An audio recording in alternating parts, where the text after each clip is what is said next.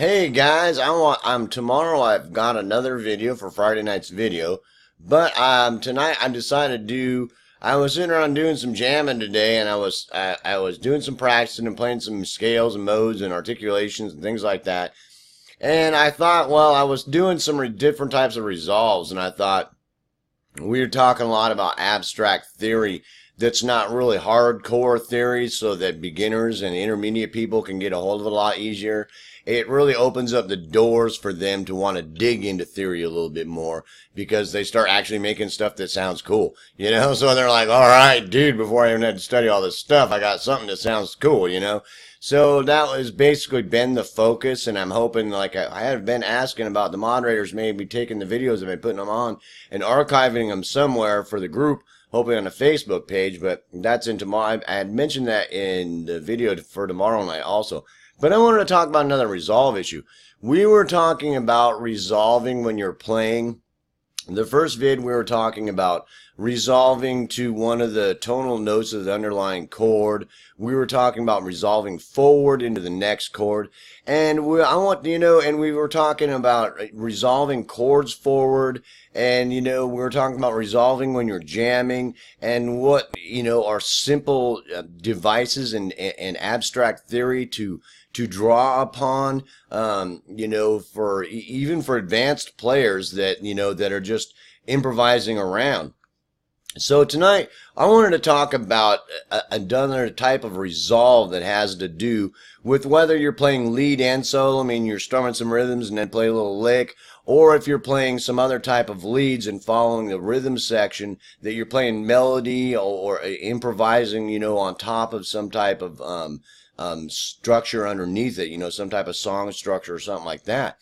And that's resolving forward, sometimes resolving into the next chord, but letting the next chord, letting it lead into it. So what we're talking about is we're talking about either after you've hit a chord and then say, well, let's say like you've got the A minor and you're going to play it, you're going to play the A minor, you're playing in the key of G, and you're going to hit this A minor.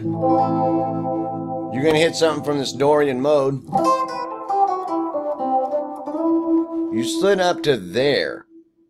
Now, that one we had talked about before, that you have resolved forward instead of back into the underlying chord, and you could maybe use, because that's one of the tonal notes in the E minor in that scale, in that key, to where it would do like that. But there's another thing to look at, is resolving back, resolving ahead of it. Meaning if you've got, like, let's say you've got this B, right?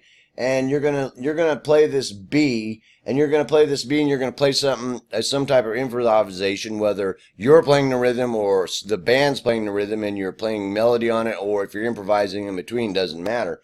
But you come down and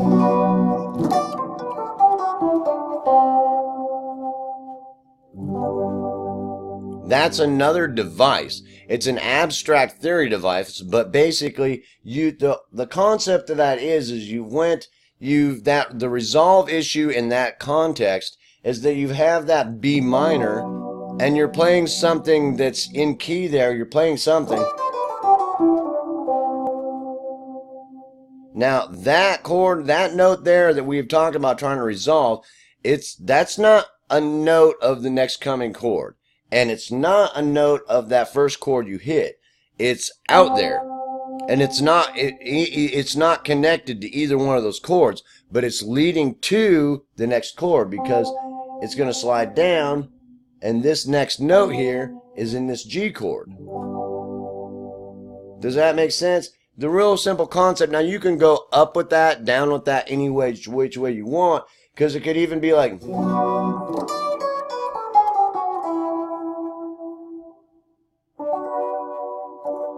resolving up. That sounds a little dissonant, but it still will work.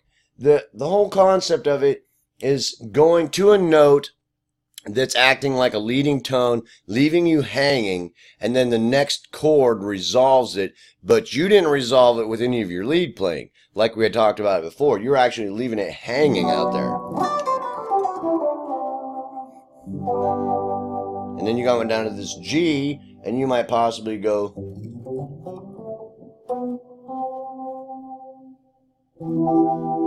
up to that. So you hit this note here. After you hit this G, you played some kind of,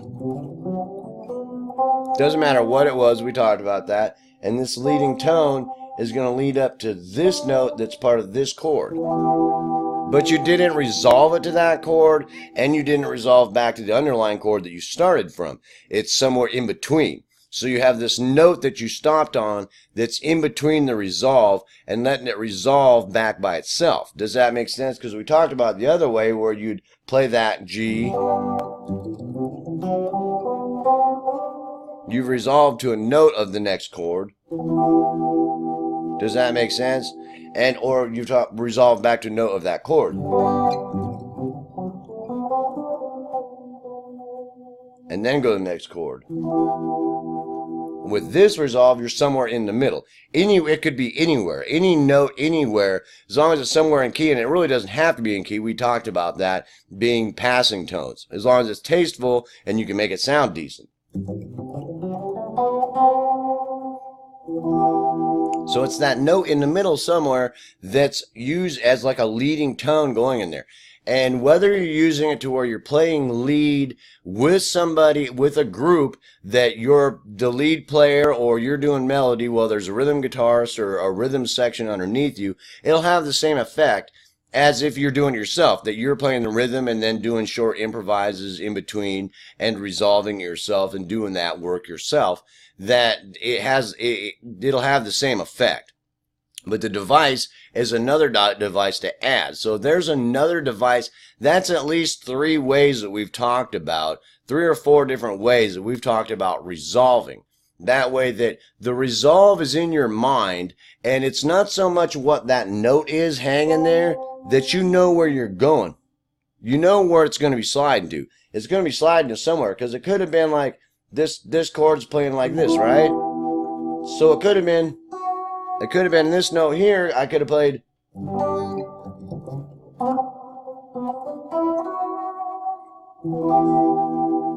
Does that make sense? So you could hear that. That note's hanging. It's not part of that first chord, and it's not part of the chord coming up. That note is one note below the next note that's part of that chord. Does that make sense? Or I could have come down on it.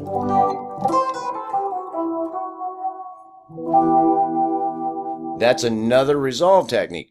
And some of these abstract techniques that I'm talking about, it sounds really simple and obvious, but they're techniques for you to practice. And they're basically abstract techniques because right now I'm not going to get too much into a whole lot of theoretical debate of what notes you could go to, because that is for the sake of argument. But most time you just want it to sound good and sound consonant, like it's resolving well. Like I could have went to this note here.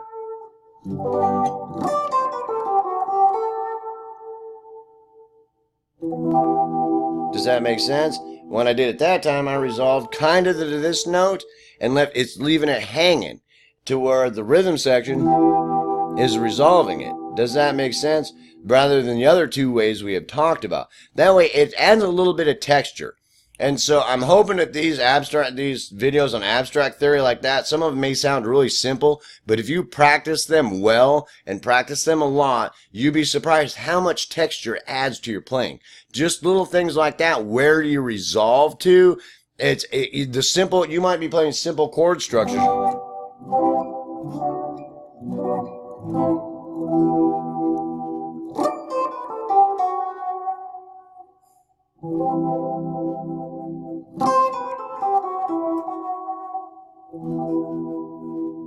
You hear the difference of it. The difference of it is that technique and that abstract technique of letting it hang there. It's not a note of the underlying chord you started with, and it's not a note of the chord that you're going into. It's somewhere in between, up above or down below one of the notes in that chord.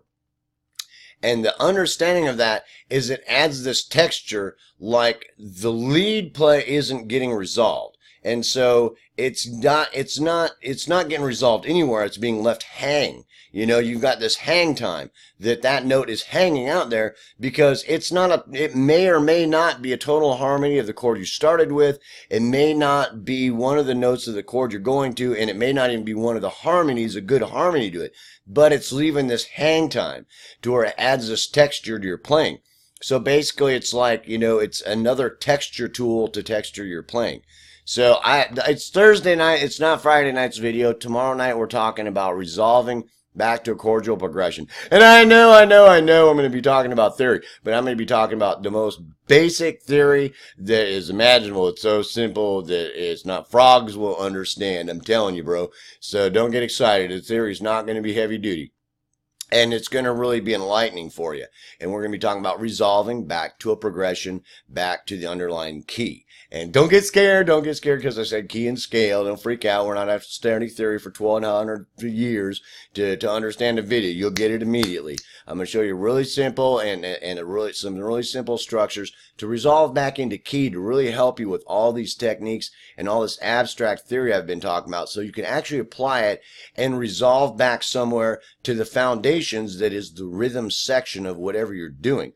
Because always the rhythm section is the foundation of your work, and everything else above it is like layers. Does that make sense? So you got your basic rhythm and your fundamental rhythm in the chord structure, the progression going underneath it, and then you get melodies and harmonies and things like that. So it's the basic foundation that's really going to tie everything together so that all the stuff that you do lands somewhere, solid. Does that make sense? And just that one thing is going to improve your playing a lot, no matter at what level you are, and really working on it. And for any of you that are advanced that see some of this, oh, I know that, really practice it. You'd be surprised how many people I know and I've talked to that are advanced players, that some of the simple things they even do, they don't realize what they're doing there, and they don't understand that it's actually a device that they use so that they can reuse it. And they don't practice it to where it's not like something they go to. It just kind of happens in their playing, but they don't really realize that it's actually a texture and a device that they can go to add flavor.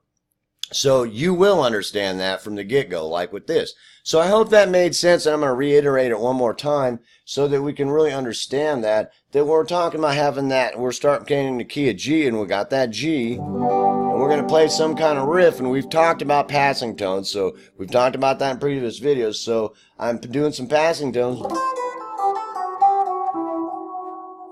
I've got a note here that is not of that underlying G chord.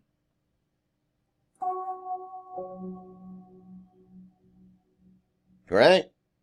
And it's not a note of this E chord, correct? And then I'm letting it resolve to that E chord. And the sound of it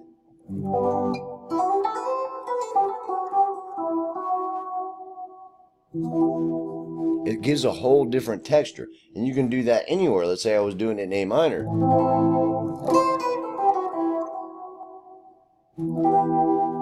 Or I was starting from C.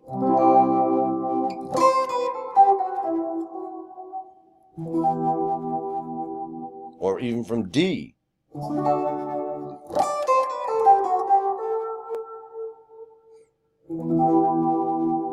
Does that make sense? So I hope that device is really simple to understand, that note is somewhere that you're letting the lead, the melody line hang somewhere to where it's not part of the first chord that you struck, and it's not part of the chord you're going to. It's somewhere in between. It adds some suspense kind of feel. It adds a little bit of hang time. Hang time is normally how I explain it, because it just kind of leaves the listener hanging a little bit. Maybe a little bit of suspense depending on how you use it or what note you go to. But it just kind of leaves it hanging there a little bit and then lets you resolve into that next chord. So it's a really cool device and a really helpful device. And as you practice these devices I'm teaching you, and you're using it on a regular basis and thinking about it as you use it, you'll be surprised how much better your playing you get. And tomorrow night, I did one video early. I've been practicing all day, and I had some time, and I got to think about it and wanted to make this video. Tomorrow, we're going to do the video of the week is going to be on resolving to something of the underlying chord progression being in key. So don't nobody get excited about theory and scales and all that stuff. It's going to be so simple, it's not funny. And you'll be so happy that you sat through it and watched it, because even for you beginner and intermediate players, and even some of your advanced players, will see the value of some of the things in the devices that I've been trying to show you. That's going to lead more towards you wanting to learn more about some theoretical concepts. And don't get worried, I'm not trying to make you Bach or Beethoven if you don't want to be, but just some simple concepts are really going to help you when you just want to have fun, you know, and you want to have fun and play and it sound good and it not sound like crap, even if you don't play like Beethoven or Bach and play a little simpler stuff, that you have fun doing it. Anyway, peace, hope, love. I hope you enjoyed tonight's video. See you tomorrow night for the video of the week.